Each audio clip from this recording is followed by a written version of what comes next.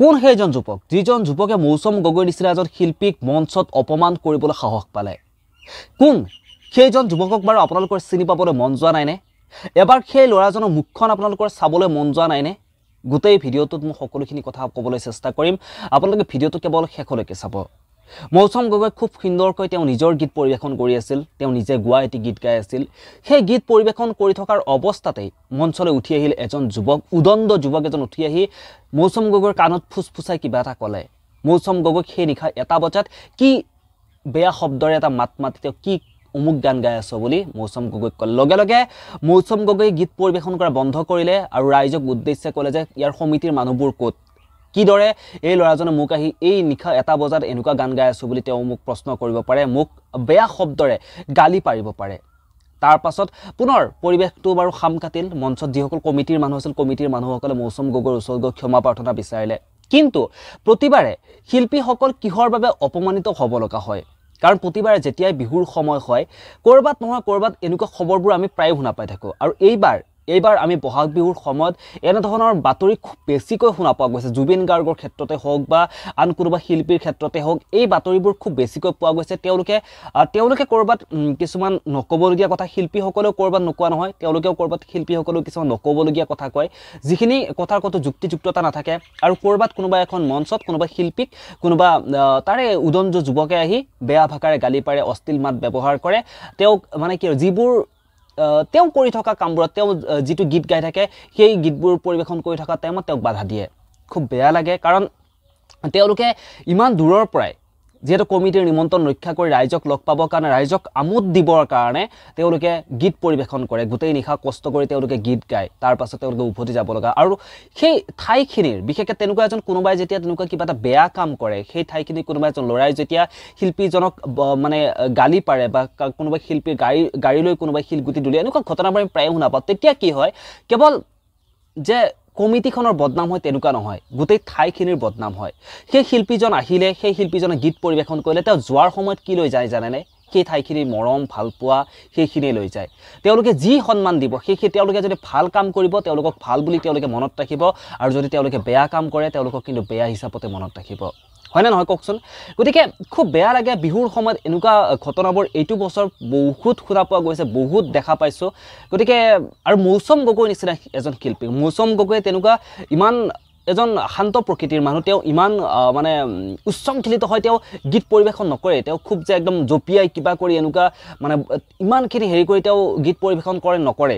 আৰু মৌচম গগৈ আজিৰ সময়ৰ বহুতো ল'ৰা ছোৱালী মৌচম গগৈৰ নিচিনা শিল্পীজনক চিনি পাবলৈ বহুত বাকী আছে। বহু শিল্পীতকৈ বৰ্তমান উঠি অহা প্ৰজন্মৰ বহুত অতুতি উন্নৰ শিল্পীতকৈ মৌচম গগৈ কিন্তু বহুত ওপৰত আছে। আপোনালোকে আজিও যিসমূহ বিহু জুবিন গাৰ্গৰ কণ্ঠত শুনি থাকে, যিবোৰ গীত আপোনালোকে জুবিন গাৰ্গৰ কণ্ঠত, বেছিভাগ গীতেই কিন্তু সেই গীতবোৰ মৌচম গগৈয়ে লিখা। আজিৰ পৰা 10-15 বছৰ আগৰ সেই এনকে প্ৰডাকশ্যনৰ আগৰ সেই গীতবোৰ ভাবি চাওক।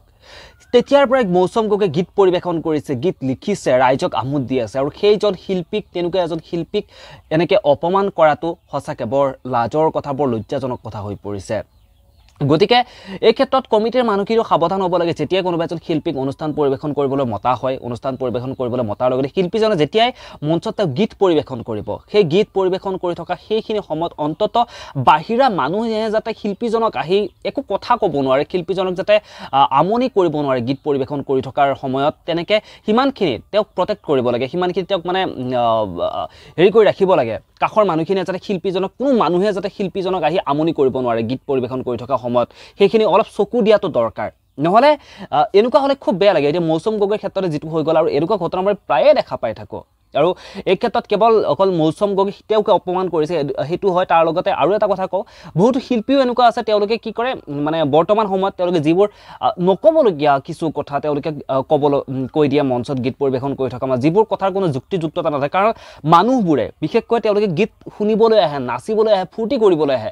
ভাষণটো তেওঁলোকে য'তে ত'তে শুনি থাকে, ভাষণ তেওঁলোকে টিভিটো খুলি দিয়াৰ লগে লগে তেওঁলোকে তাতে শুনিবলৈ পাব, তেওঁলোকৰ মনৰ কথাবোৰ জানিবলৈ পাৰিব, দেশৰ কথা শুনিবলৈ পাব, জাতিটোৰ কথা শুনিবলৈ, প্ৰত্যেকটো কথা তেওঁলোকে শুনিবলৈ পাব। হয়নে নহয় কওকচোন?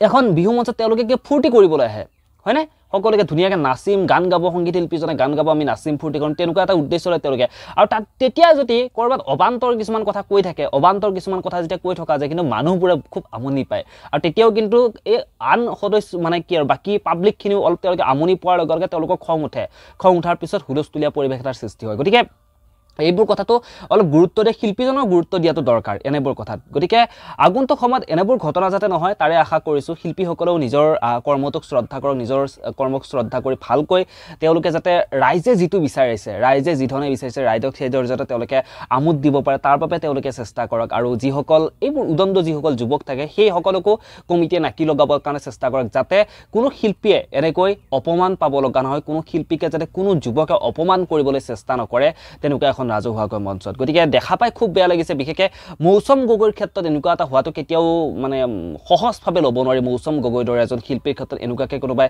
অপমান কৰিব কোনোবাই তেওঁক বেয়াকৈ ক'ব সঁচাকৈ খুব লজ্জাজনক খুব বেয়া লগা এটা কথা কাৰণ মৌচম গগৈ আজিকালিৰ শিল্পী নহয় আজিকালি জন্ম হোৱা মৌচম গগৈ শিল্পী নহয় অতটিউনৰ শিল্পী মৌচম গগৈ নহয় মৌচম গগৈ সেই তাহানিৰ দিনৰ পৰাই মৌচম গগৈ গীত শুনি আহিছোঁ আজি একদম যেতিয়াৰ পৰা গম পোৱা হৈছোঁ বিহু গীতৰ কথা জনা হৈছে তেতিয়াই দেখা পোৱা যায় কথা মৌচম গগৈ বুলি তেতিয়াৰ পৰা মৌচম গগৈক চিনি পোৱা হৈছে তাৰ পাছত লাহে লাহে মৌচম গগৈ গীত গোৱা আৰম্ভ কৰিলে মৌচম গগৈ গীতবোৰ শুনিবলৈ আৰম্ভ কৰিলোঁ গীতবোৰৰ প্ৰেমত পৰিবলৈ আৰম্ভ কৰিলোঁ আৰু তাৰ পাছত আজিৰ প্ৰজন্ম বেছিভাগেতো মৌচম গগৈক এতিয়া চিনি নাপায় কাৰণ বৰ্তমান যিধৰণে গীতবোৰ ওলাইছে যিধৰণে গীতবোৰ পৰিৱেশন কৰে ঠিক সেইধৰণে মৌচম গগৈ গীত পৰিৱেশন নকৰে সেইসকল মানুহৰ লগত মৌচম গগৈ মিলিব নোৱাৰে তাৰ পাছতো মৌচম গগৈ নিজৰ এটা সুকীয়া স্থান আছে এটা সুকীয়া স্থানত সদায় অধিক দৰ্শকে ৰাখি থৈছে মৌচম গগৈক আৰু সেইজন মৌচম গগৈক এনেকৈ অপমান কৰিলে সঁচাকৈ তেওঁৰ অনুৰাগীসকলে বৰ কষ্ট পায় আৰু মৌচম গগৈ বুলিয়ে নহয় কোনো শিল্পীৰ লগতে যাতে এনেকুৱা অনাকাংক্ষিত ঘটনা যাতে নহয় তাৰে কামনা কৰিছোঁ আৰু ভিডিঅ'টোৰ পৰা মই ইমানতে বিদায় লৈছোঁ আৰু আপোনালোকৰ মতামতবোৰ আপোনালোকে মোক কমেণ্ট বক্সত কমেণ্ট কৰি জনাবৰ কাৰণে একেবাৰে নাপাহৰিব তেতিয়াহ'লে এই ভিডিঅ'টোৰ পৰা মই ইমানতে বিদায় লৈছোঁ যোৱাৰ আগত সদায় কোৱাৰ দৰে আপোনালোকক পুনৰবাৰ কওঁ যে পুনৰ লগ পাম যদি মোৰ ভিডিঅ'সমূহ চাই আপোনালোকে ভাল পাইছে চেনেলটো ছাবস্ক্ৰাইব কৰি কাষত থকা বেল আইকনটো বজাবৰ কাৰণে একেবাৰে নাপাহৰিব ধন্যবাদ বাই বাই